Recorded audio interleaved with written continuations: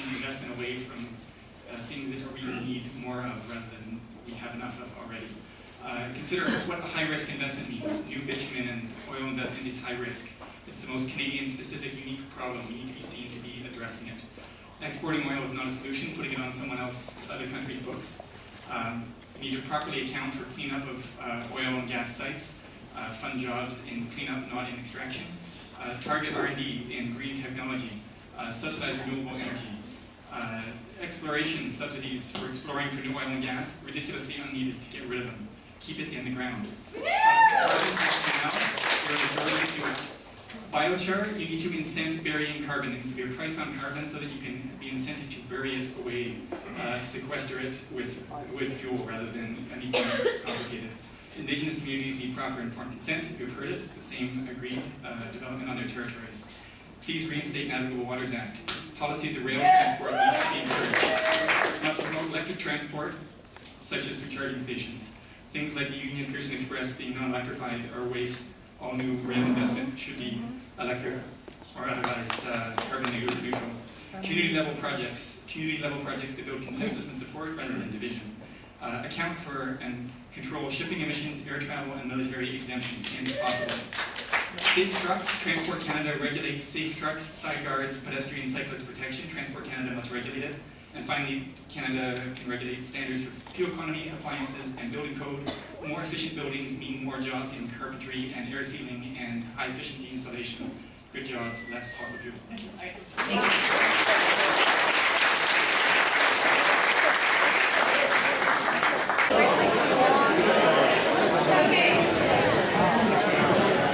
25% of fossil fuels currently owned by fossil fuel companies need to stay in the ground.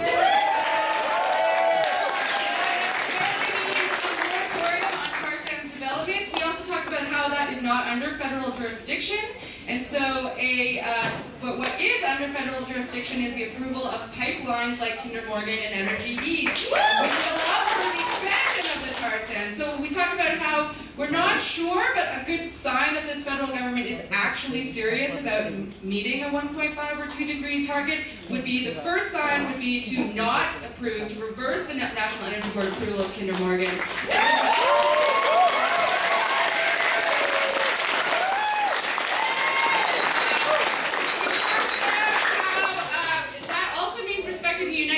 Declarations on the rights of Indigenous people, which includes the right to say no and to veto resource extraction projects on their land. Thank you. Next one, I see a hand right here. The importance of addressing, again, divesting from fossil fuel infrastructure, not investing in pipelines, and instead taking that money and putting it into clean and renewable sources of energy. We talked about, as well, respecting Indigenous people's rights. We talked about infrastructure and how infrastructure will be with us for a long time. And so if we invest in fossil fuel infrastructure now, that's what we're going to be stuck with. Yes. And I think that a lot of the stuff that my group said about fossil fuels, about respecting Indigenous people, about transitioning to renewables really resonated with me as a young person, because I'm going to be the one who lives with this in the future.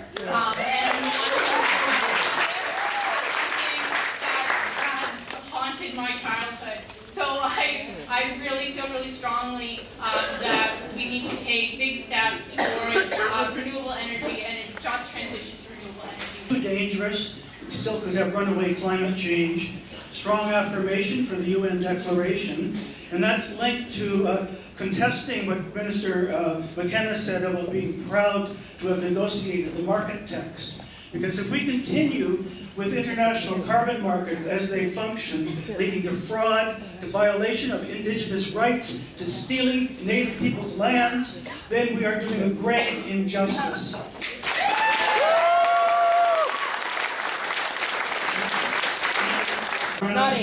And we're very concerned about the investor-state dispute settlement mechanisms under agreements like the trans-Pacific partnerships.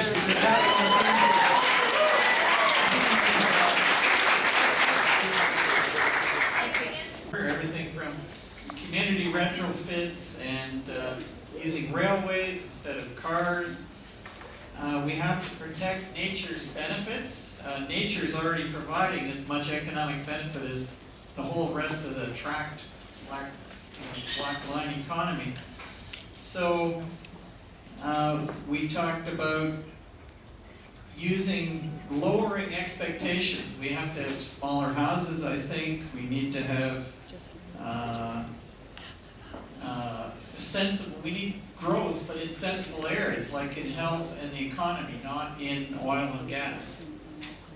So we talked about how the economy would drive a lot of little changes, like ride sharing, community retrofits, local renewables. So it would get us changing a whole realm of habits that we can't just carry on with.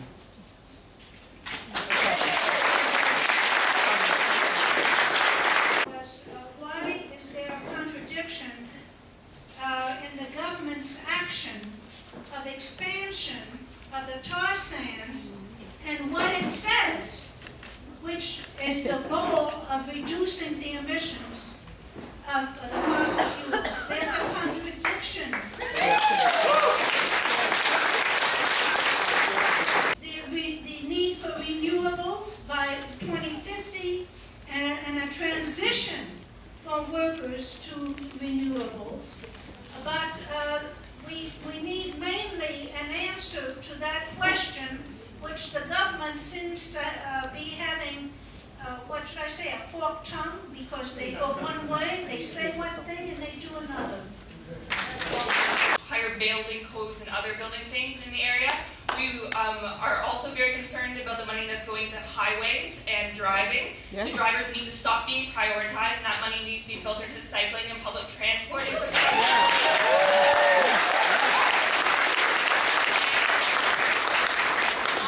On a lighter note, one of our group members suggested we plant more trees. So noted a lot of the contradictions in the main. Initially, the concern was, how do you plan on meeting the 40 to 45% emissions reduction target that you've committed to? We haven't heard any ideas that the feds have. So that was something that was going around our group a lot.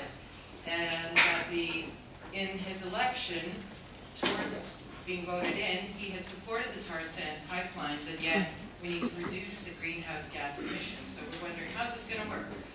So we had some practical solutions being tossed around, one of them being to offer incentives to corporations to localize employees and reduce their transit distance. So offer incentives for home offices, by example.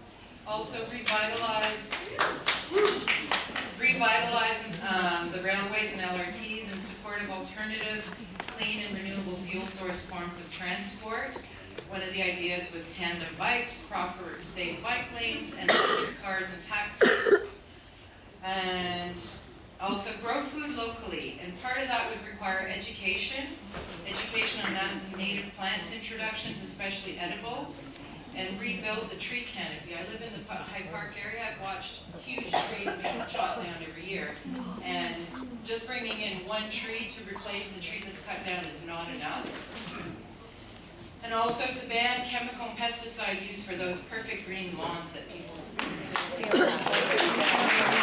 I just wanted to recognize and say thank you. We actually have a government who's listening to us, so I just wanted to give an applause to them for that. We pretty much achieved consensus on 11 points.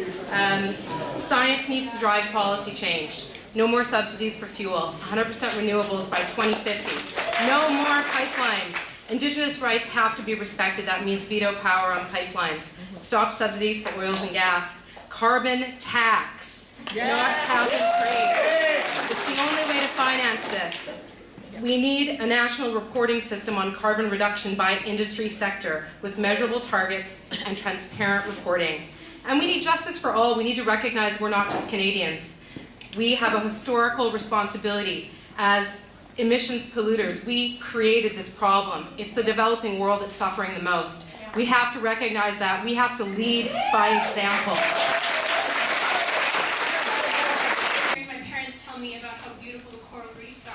and I wanted to go swim with them. And I was so scared and sad when I realized I wasn't going to be able to because of climate change. And you know what, even as a child, that was when I realized that we need to stop burning greenhouse gases, and the only way to do that is to keep fossil fuels in the ground. How are we going to get there? We need to start building a 100% renewable energy economy. We need to get there by 2050, and the only way to do that is to start now. We need to start yesterday, but we can start now. And you know, another thing I learned since I was a kid is that it's not just the coral reefs at stake. It's also people. People's livelihoods and lives are on the line. People of small island states and the global south, and also right here at home, Indigenous communities. I had the opportunity to go to Aamjiwnaad First Nation last summer, that's in Sarnia, Ontario. 40% of Canada's petrochemical refineries are located there. I talked to women my age who are leading the fight in their communities. I talked to mothers who saw their children sent home from school because they're getting sick. Fathers who told me how their skin cancer rates going up. So you know what? Those people, even though they're being suffocated, they're actually leading. And we need to listen and we need to act. And like many other groups, we're seeing contradictions as well. It's great to have the rhetoric, but you need to have the actions too. So we need to enshrine justice for Indigenous communities, keep fossil fuels in the ground, and build that renewable energy economy by 2050.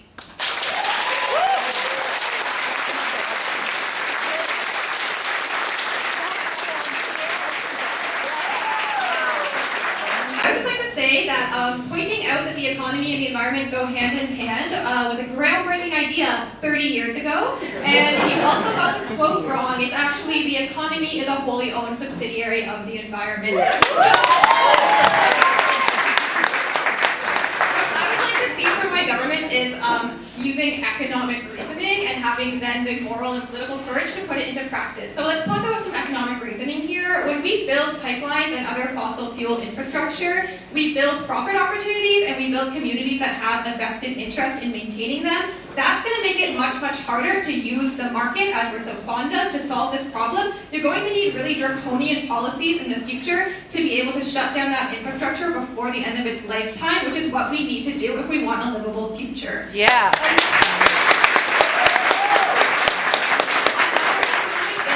Minister McKenna said that like a strong carbon pricing policy, if we could get it, would be really all we need. That's not true. Carbon pricing is a great demand side policy. We need a supply side policy as well.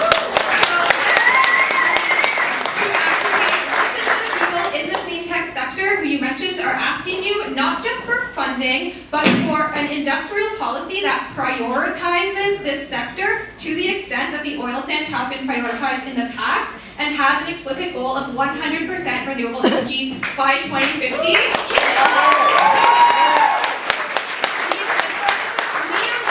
Neoliberalism is crap. It's time to admit that the state has an active role to play in fostering innovation and guiding the trajectory of a market economy, because we've seen that happen plenty of times. That's how we got the internet, and because, well, it's 2016.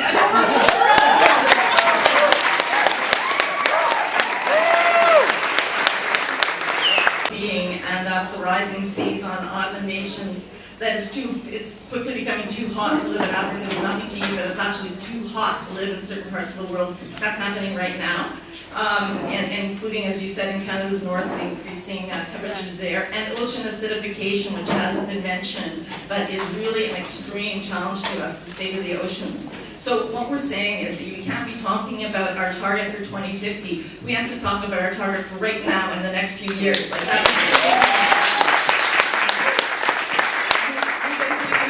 budget for carbon, you can tell it by the impacts, by the melting Arctic, and by the fact that there's over 400 parts per million in the atmosphere. So we're over budget. We have to find ways to take carbon out of the atmosphere. Also, really, as has been mentioned well enough tonight, that we've got to do that, and we had the idea of having a round table of environmentalists, economists, engineers, scientists to put together both the target that we actually need to stay under 1.5 degrees and some of those the technical innovations that we can do negative emissions and bring it down, because we believe we must be carbon neutral by 2020. That was what we talked about at our table. It's a huge challenge, but you know what, how exciting it could be if we really could do it and we could talk about it. It was in the media and we made it a community challenge and we collectively worked together to make it happen.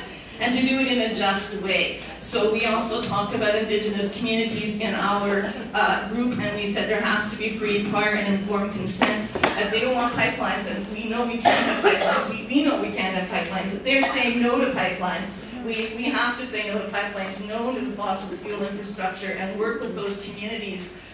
Food, sorry. Oh, okay, sorry. We're fans of the LEAP. It's a transition to a just economy. We want to see a center in each community that people can go to. Could be Canada Post, could be whatever. Some place that people can go to for advice, help, financing, because we need the retrofits, we need the transit, we need recycling, we need all those things. And I just want to end by saying it was in our group, they said, it's not worth it for us to be comfortable in our privileged way for the next 10 years if we are building ourselves an unsustainable future and we're dooming other people around the planet. So it's a very strong justice group. Thank you. To protect those hardest hit by the climate change, which means have to rescind Bill C-38, rescind Bill C-45. Yep. Also have to put money on the transit system. And all the trade agreement, including TTP, CETA, have to carve out exemption for climate change, which means the trade agreement cannot trump the protection of the climate change and those climate treaties. Climate treaty has to trump the trade agreement.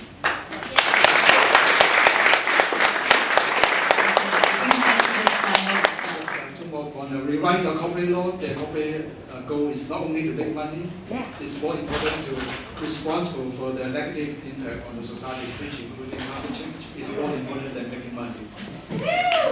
And also, the forest fire have to come into the climate change greenhouse gas emission. Also, downstream emission have to be included in the environmental assessment. Last one is every decision we make now have to seriously consider the impact on the future 7th generation. That's our responsibility to the future generations. Thank you very much.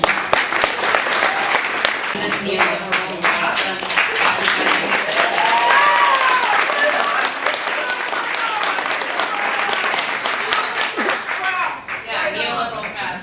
And respecting UNDRIP to the fullest extent. Thanks. That means no more pipelines. Secondly, to emphasize food security, sustainable food production, to involve the First Nations front and center, to have climate change education in our schools.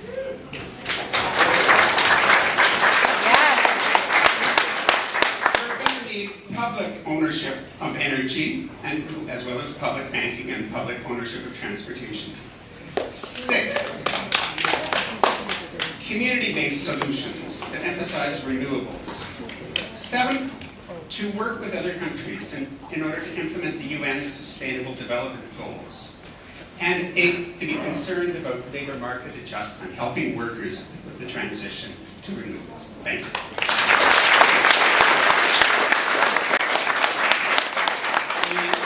We want to acknowledge that human-caused climate change has started the 6th extinction of our species that we've experienced in the world. Anybody wants to know anything about that? Read The 6th Extinction, the Pulitzer Prize-winning book that came out last year. That will scare the hell out of you. But it's really important because we believe that part of leadership isn't, some people think, leading from behind, but it's helping people understand what's true in the world so that we can motivate people to support the political action necessary to protect all of us.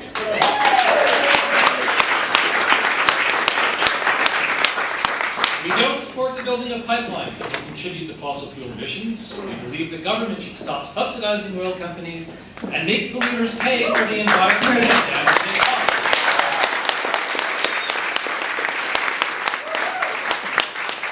We want to redirect those funds to support the progress in our renewable energy industry, but also to transition oil industry workers to sustainable jobs that will serve their families well for the long term.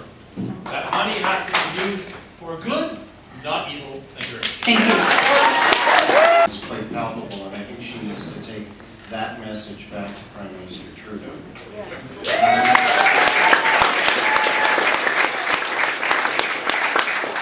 A lot of our group's points were covered. There's a scientific report that came out from a man named David Hughes this week.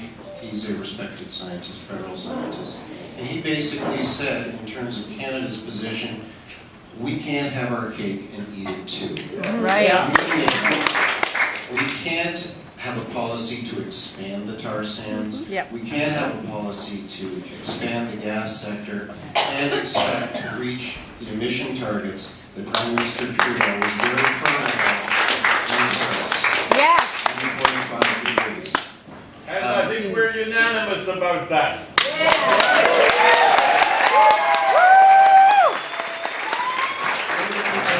A very interesting suggestion. He said it would be great to have another town hall in 6 months after the ministers' meeting and just see how many of the ideas from these town halls have been implemented. Yeah. So far, everybody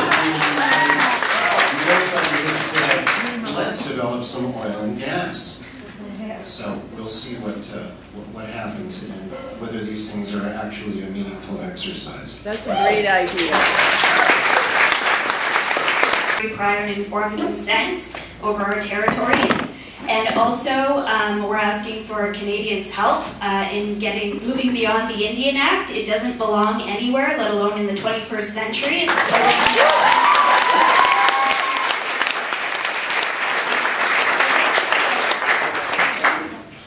Our group also talked a lot about building resilient cities and creating solutions within those cities. So creating smart microgrids and solar and other renewables in urban centers to keep people in their communities, keep jobs local instead of fly in, fly out. Also create local agriculture, engage insurance companies in creating those more resilient cities because it's in their best interest for us to not fall apart when awful things happen. And also to center health in the argument because healthy people can't exist in an unhealthy environment. And also to talk about ecosystem services when we're creating new developments and developing on top of older things. About future generations. We need to look at how this is a spiritual problem and connect with the earth and realize that we are a part of the earth. People need to be empowered. There needs to be a look at how the levels of consumption in our lifestyles. We really have to look very, very deeply about how much we consume in this part of the world. And we're not talking about that. We really do need to talk about that. And educate people. It's about the environment. It's not just about recycling. It's about looking at how much we actually consume. Do we really need another dress? Do we need to buy another car? We have to look at those deep, hard issues that leave us in this lifestyle of comfort and security. There needs to be a government that has the political will to implement the change, and we believe that there is that political will. We hope that you will follow through. Corporations have much, much to control. There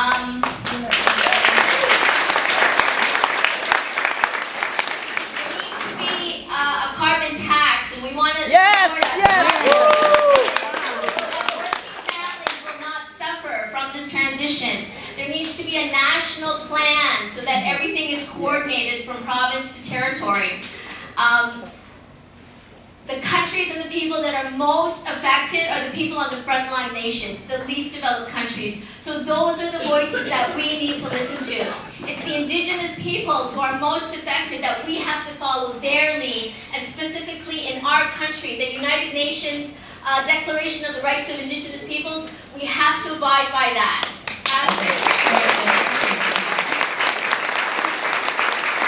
Please make that sure that's in there.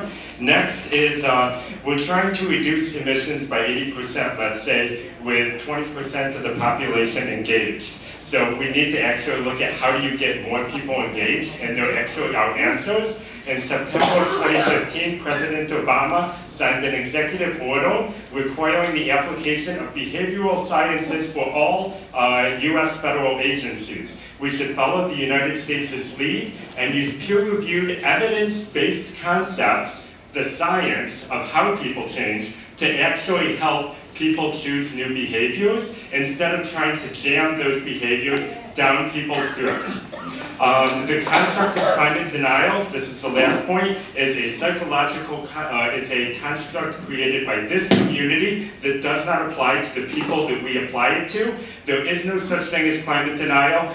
What actually is climate denial is a psychological defense mechanism, because these are people who don't know how to move forward and they don't know how to make a change and stop themselves and protect themselves from the fearful image of climate change. So instead of going in with a heavy hand, we need to be gentle and we need to be authentic and trusting and empower these people who would normally try and disempower them. We're making the problem worse. Thank you. Thank you.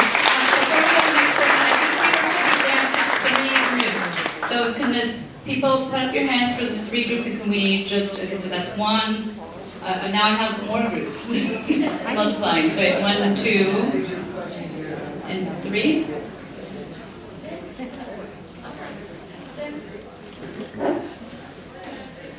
All right, so if we can have the last groups line up, that would be the best way to do it. That's a good way, because then we'll know exactly who's left as a group. But these are the people.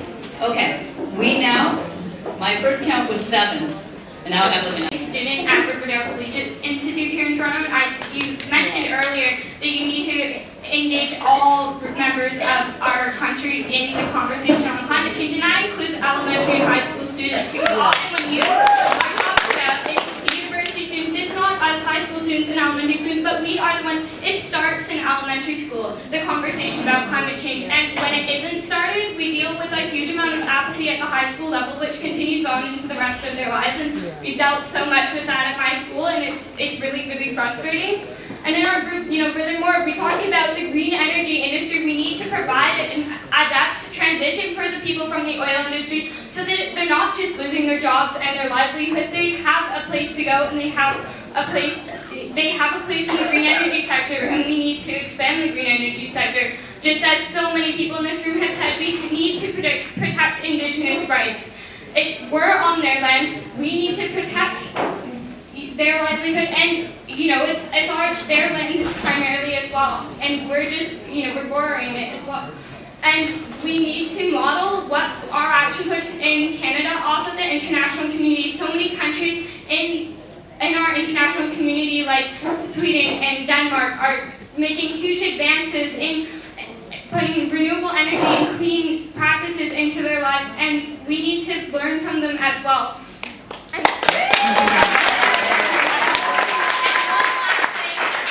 We don't just need to curb emissions, we need to take the carbon out of the air, and that by planting trees and many other things. And we're wondering if Canada has signed on to the 4-1000 soil carbon agreement as well. That's a question we have for you. So thank you.